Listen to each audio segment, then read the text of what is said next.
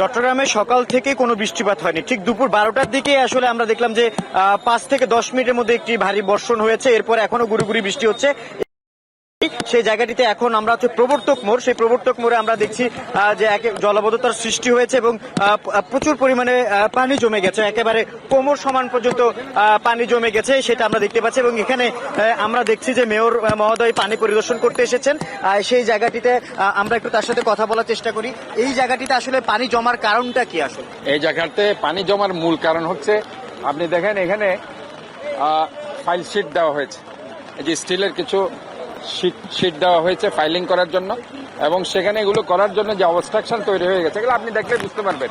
Completely তারা স্টিলের ফাইলগুলো দিয়েছে, শিটগুলো দিয়েছে, যার কারণে যেভাবে পানি যাওয়ার কথা সেভাবে যেতে পারছে না। তারা বাঁধ কিন্তু খুলে দিচ্ছে, বাঁধ কিন্তু এখন তারা কমপ্লিট খুলতে পারে নাই। এটা কিন্তু আমি বারবার বলছি, এটা সিটি কর্পোরেশন কোনো প্রজেক্ট না, এটা কমপ্লিট প্রজেক্টটা হচ্ছে চট্টগ্রাম উন্নয়ন কর্তৃপক্ষ এবং আর্মি ইঞ্জিনিয়ারিং কোর সে কাজটা করছে।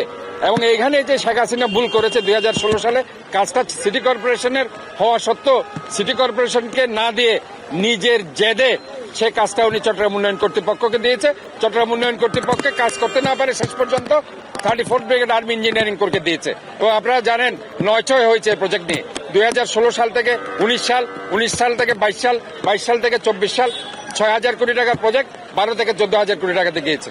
বর্তমানে গত বছর আমি আসার পর থেকে মেয়র হিসাবে সব সেবা প্রদানকারী সংস্থাকে একসাথে নিয়ে কাজ করার প্রেক্ষিতে আপনারা দেখেছেন গত বছর 50 থেকে 60 ভাগ জলাবদ্ধতা চট্টগ্রাম শহরে 30 বছরের সমস্যা 1 বছর আমরা কমিয়ে দিতে সক্ষম হয়েছি। এবারও ইনশাল্লাহ হিজরা খাল, জামাল খানের যে সমস্যা ছিল সে দুটি খালকে নিয়ে আমরা কাজ করছিলাম।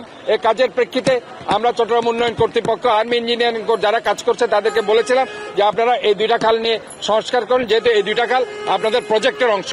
কাজে এই দুটা খালে তারা গত নভেম্বর থেকে শুরু করেছে, এটা মার্চে বুঝিয়ে দেওয়ার কথা ছিল, কিন্তু জমি এখানে যে ভাঙচুর ভেঙেছে, জমি অধিগ্রহণ করেছে, এগুলি নিয়ে কিছু সময় ক্ষেপণ হয়েছে, যার কারণে এটা আজকে দীর্ঘসূত্রিতা হয়েছে।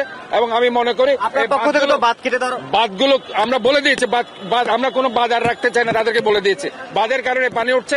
কাজে এই বাঁধগুলো সম্পূর্ণ এখনো তারা খুলতে পারেনি, তারা খুলছে। এই বাঁধগুলো খুলে দিলে এবং এই ফাইল শিটগুলো যেগুলো দেওয়া হয়েছে কাজ করার জন্য এগুলো উঠিয়ে নিয়ে দিলে পানির ফ্লো গুলো চলে যাবে, খুব সহজে পানি এখান থেকে চলে যাবে।